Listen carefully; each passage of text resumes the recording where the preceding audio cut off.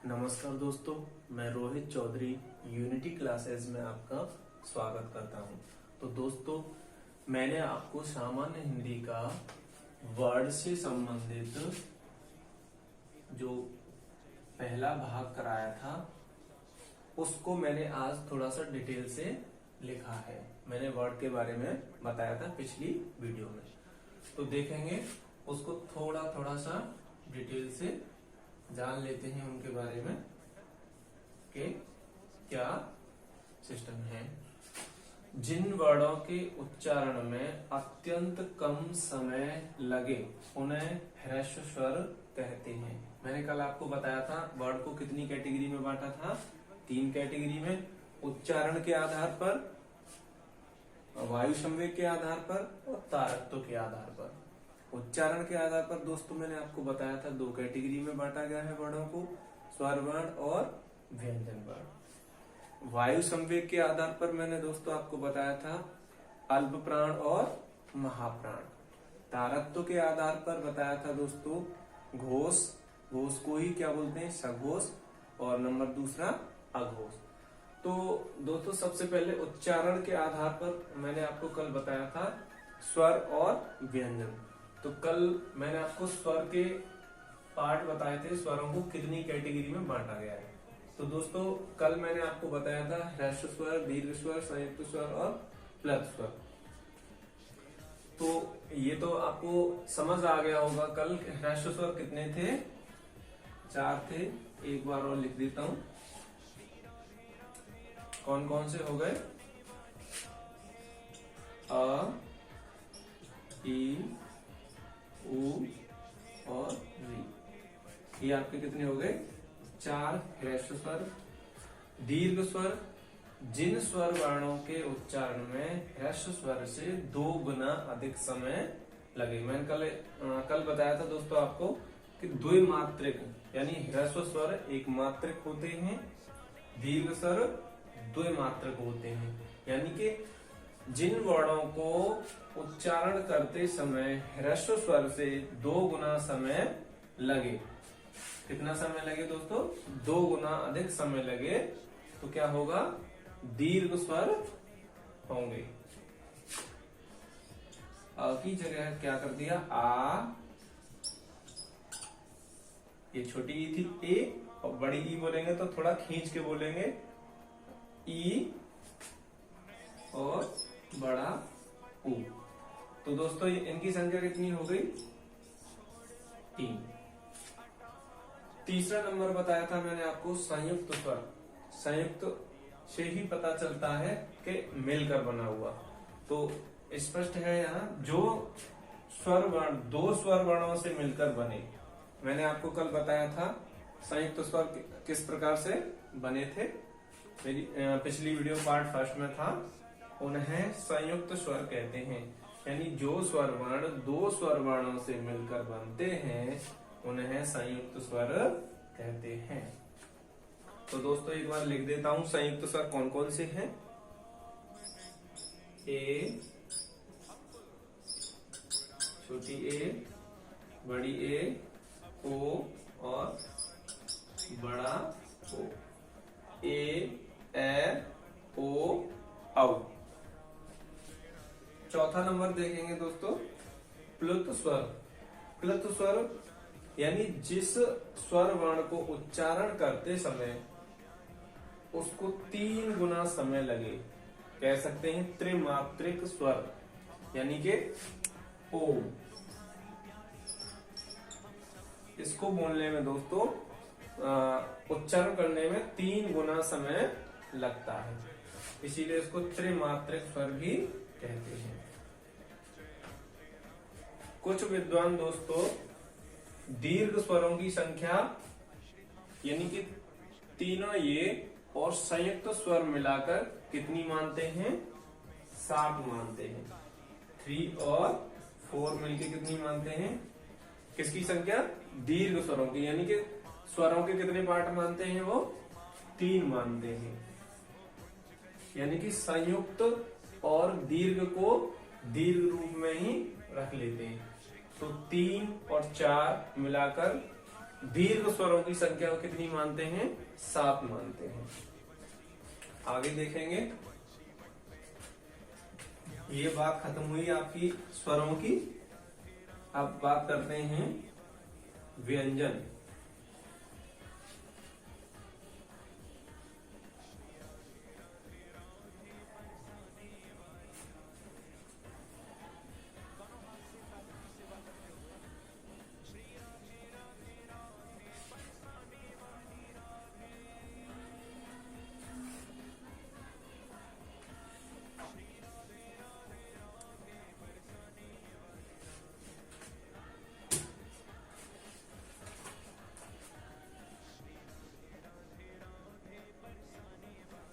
तो देखेंगे दोस्तों व्यंजन वर्ड के बारे में।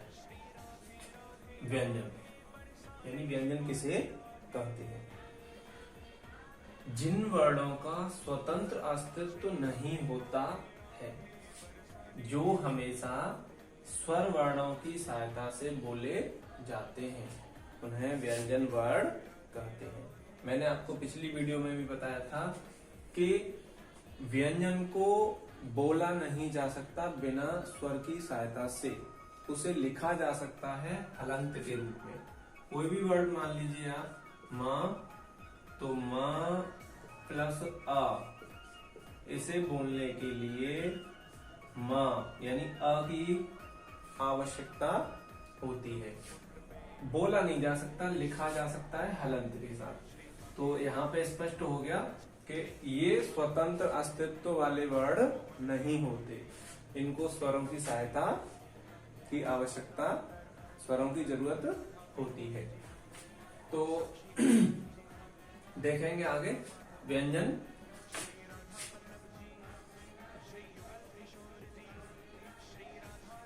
के भेद यानी व्यंजन के पार्ट कितने हैं?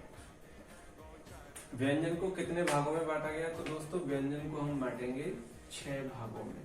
मुख्य रूप से वैसे आपके मूल व्यंजनों की संख्या 33 ही है, और कुल की बात करें तो 39 माने गए हैं। तो देखेंगे व्यंजन को कैसे अलग अलग बांटा है कैटेगरी में।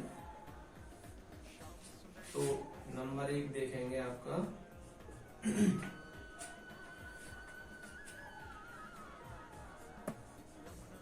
स्पर्श व्यंजन।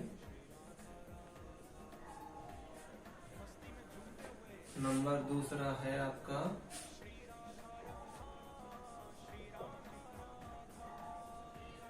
अंतस्थ व्यंजन।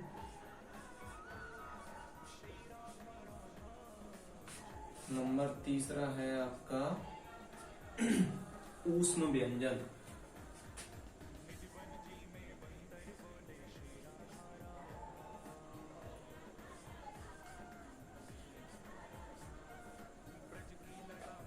नंबर 4 है संयुक्त व्यंजन।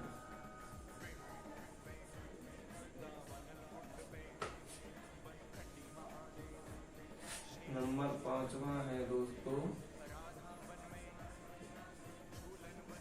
द्विगुण या द्वित्व, इसके कई सारे नामों से बोला जाता है। द्विगुण व्यंजन, द्वित्व व्यंजन, उत्क्षिप्त व्यंजन, नए आगत वर्ड, इन 2 वर्डों को कई नामों से जाना गया है। और एक और देखेंगे नंबर 6 वैदिक व्यंजन। इसका प्रयोग आजकल मराठी भाषा में हो रहा है, हिंदी में इसका आजकल प्रयोग नहीं हो रहा है। तो इसको आप स्किप भी कर सकते हैं या फिर छोड़ भी सकते हैं, कोई दिक्कत वाली बात नहीं है। तो दोस्तों स्पर्श व्यंजन में देखेंगे आपको कौन कौन से वर्ड लिया गया है, क से लेके मां तक। अंतस्थ व्यंजन हो गए आपके य, र, ल, व। कौन से हो गए? य, र ल व। ऊष्म व्यंजन हो गए दोस्तों आपके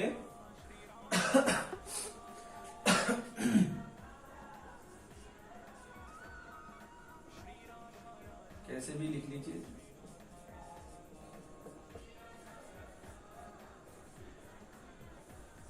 चार आपके ऊष्म, ये ऊ बड़ा आएगा यहाँ पे, ऊष्म यानी खींच के बोला जा रहा है, ऊष्म व्यंजन।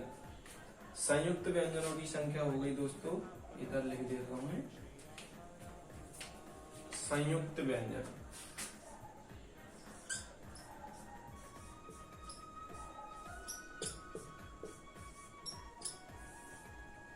चार संयुक्त हो गए आपके। और देखेंगे दोस्तों द्विगुण, द्विगुण हो गए आपके दो।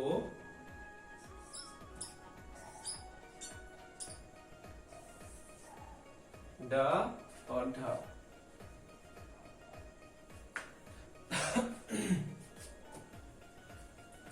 वैदिक व्यंजन दोस्तों आपका ऐसे 8 होता है और बीच में ऐसे इस प्रकार से होता है। इसका प्रयोग मराठी में होता है।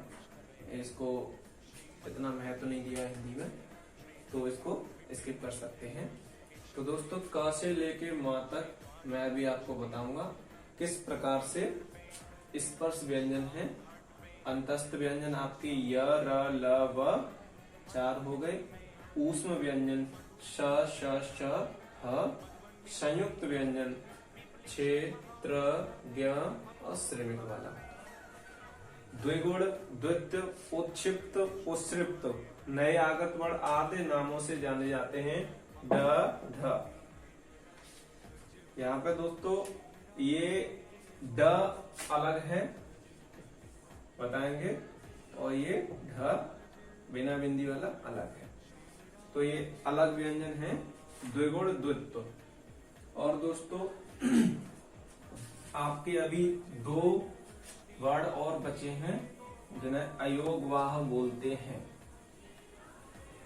ना उनको स्वर माना जाता है, ना ही व्यंजन माना जाता है। अयोगवाह, फिर भी उनको साथ लेके चलना पड़ता है। अयोग यानी अयोग्य है वाह, और फिर भी साथ चलते हैं, इसीलिए उनको अयोगवाह नाम दिया है।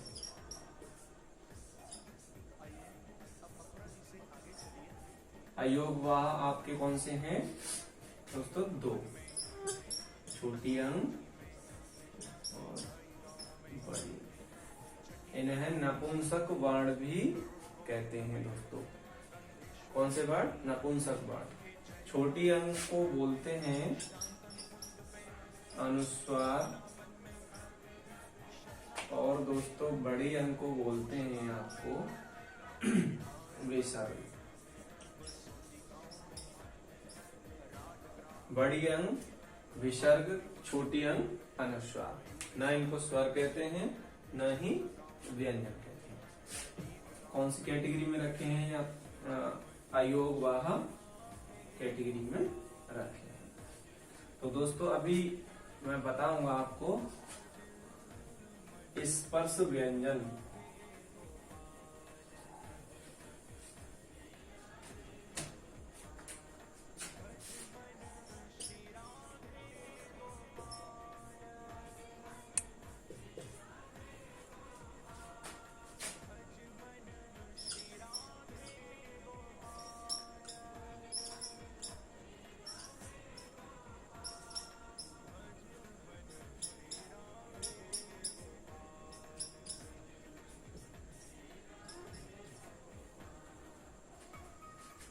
फर्स्ट श्रेणी में इसको रख लो, दूसरे नंबर पे ये, 3 नंबर, 4 नंबर और ये 5 नंबर।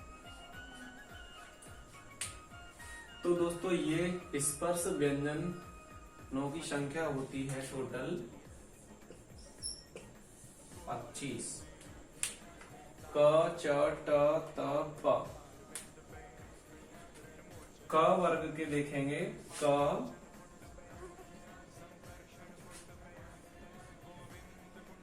ग, घ, ङ। देखो दोस्तों, ये बिंदु थी आपकी जो मैंने आपको बताए थे, द्वित्व व्यंजन, द्वित्व या द्विगुण व्यंजन, उनकी आपकी बिंदी देखेंगे तो नीचे होती है, और ये वाली बिंदी आपकी कहाँ होगी, इधर साइड में होगी। तो ये आपके दोस्तों क वर्ग के क ख ग घ ङ, ये हो गया। च वर्ग के देखेंगे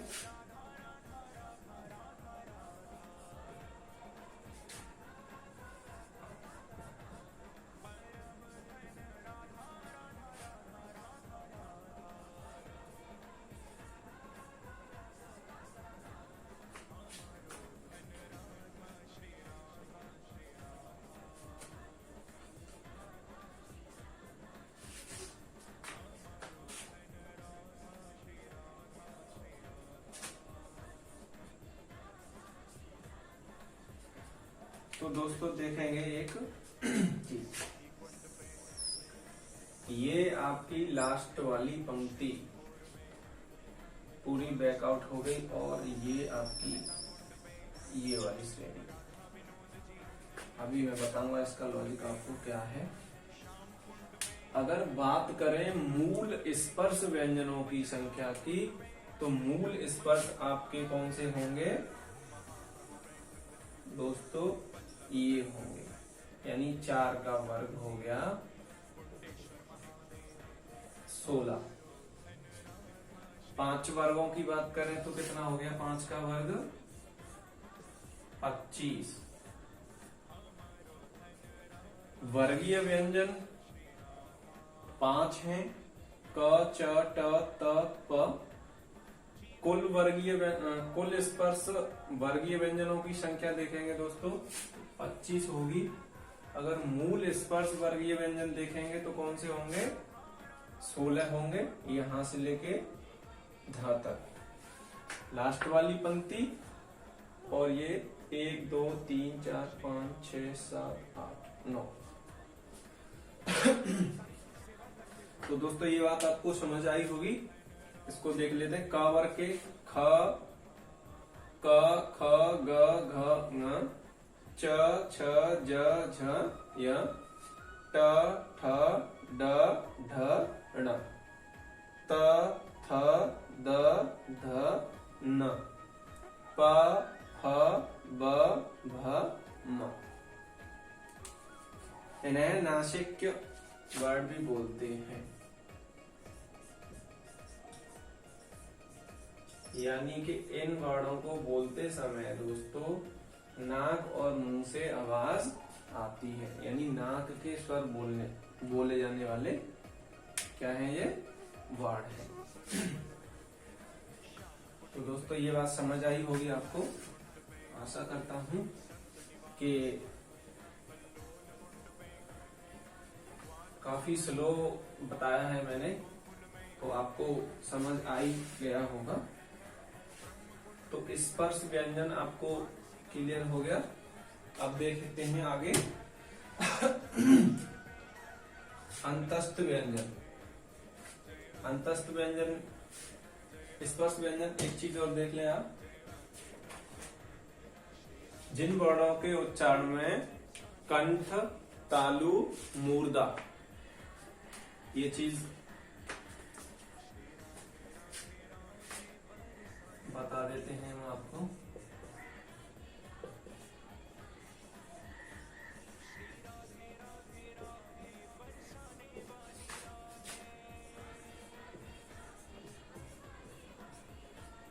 कंठ, तालु, मूर्धा, दंत, ओष्ठ, यानी कंठ, तालु, मूर्धा, दंत, ओष्ठ आदि का अधिक प्रयोग किया जाता है। कौन से वर्णों के लिए किया जाता है, उसे स्पर्श व्यंजन कहते हैं, यानी इनमें अधिक प्रयोग होता है किसका, कंठ, तालु, मूर्धा, दंत, ओष्ठ का। कंठ से आवाज उच्चारण करते समय कंठ से आवाज निकलती है। तालु यानी कि कंठ से ऊपर वाला हिस्सा हो गया आपका तालु, और मूर्धा हो गया आपका दोस्तों यानी कि दांतों से ऊपर वाला हिस्सा और थोड़ा सा ऊपर जहां पे लाइनिंग सी होती है दोस्तों, ऐसे करके अंदर मुख में, वहां पे आपका हो गया मूर्धा। दंत आपका दांत हो गया और ओष्ठ आपका होठ, यानी कि बाहर जो हमारे लिप्स होते हैं यहां से, जैसे कि प वर्ग हो गया। प वर्ग अभी मैं बताऊंगा। वर्णों के उच्चारण और उच्चारण स्थान, यानी वर्णों के बोलने के उच्चारण स्थान के बारे में बताऊंगा, कहां से इस प्रकार से बोले जाते हैं।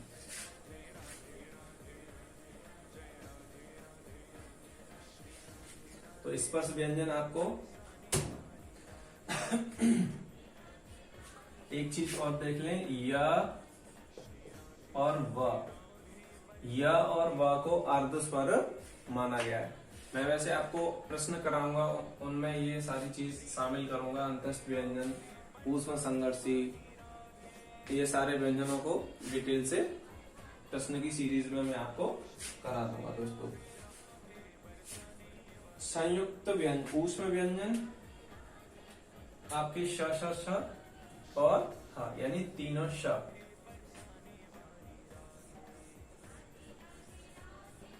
ऊष्म व्यंजन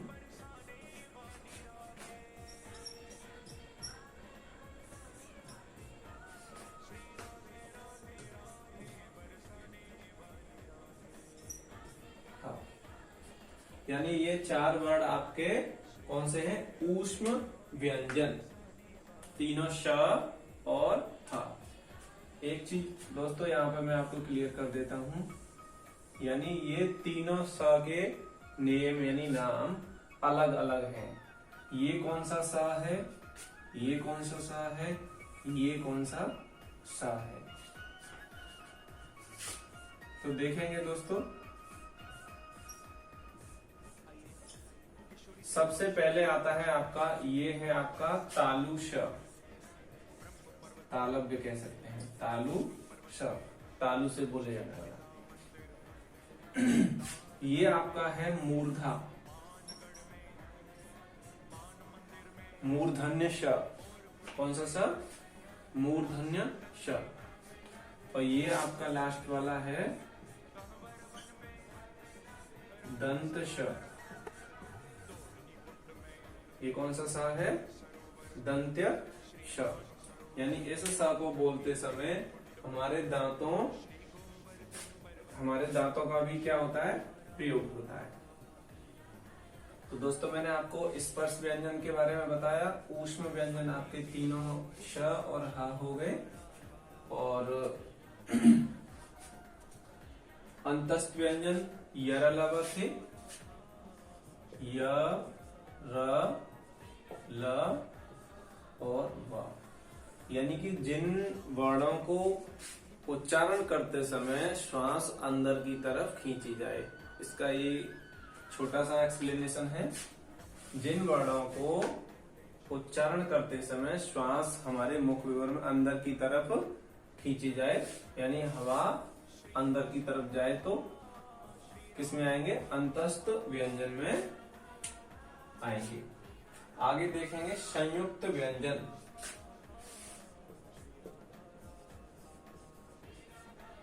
ये कौन से थे, अंतस्थ थे, अंतः से ही पता चल रहा है अंदर की तरफ वायु खींचे। संयुक्त व्यंजन, ये संयुक्त से पता चल रहा है, यहाँ पे संयुक्त स्वर थे, ये यहाँ पे संयुक्त क्या है, व्यंजन। संयुक्त स्वर स्वरों से मिलकर बने थे, संयुक्त व्यंजन व्यंजनों से मिलकर बनेंगे।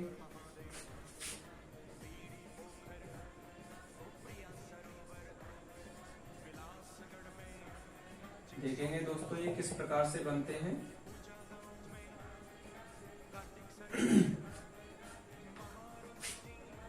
देखो KSH ये होता है, तो आधा क और आपका ये कौन सा सा, यानी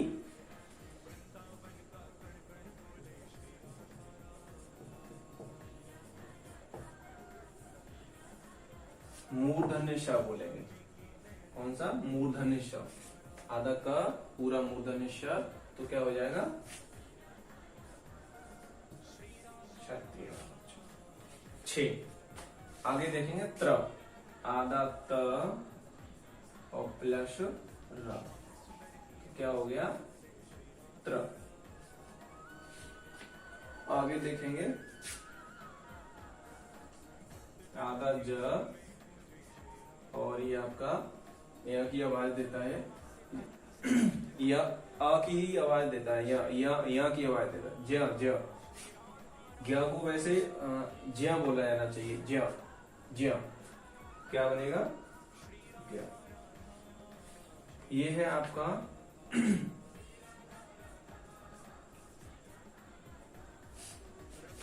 यहाँ पे कौन सा था? कौन सा श था? ये तालु था, ये मूर्धन्य श, तो ये यहाँ मूर्धन्य, यहाँ पे कौन सा सा आएगा दोस्तों? तालु वाला। आधा तालु श और र मिलके क्या बन गया? श्रमिक वाला।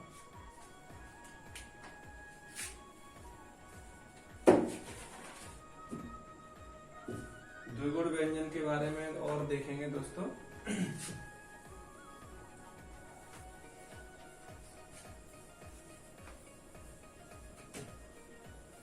द्विगुण व्यंजन, द्विगुण व्यंजन में वैसे कुछ नहीं है जानने के लिए, थोड़ी सी ही बात है।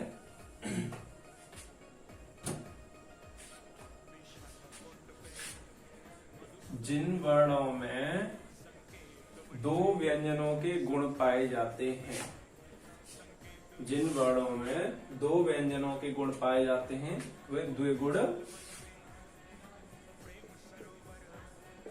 द्विगुण व्यंजन कहलाते हैं।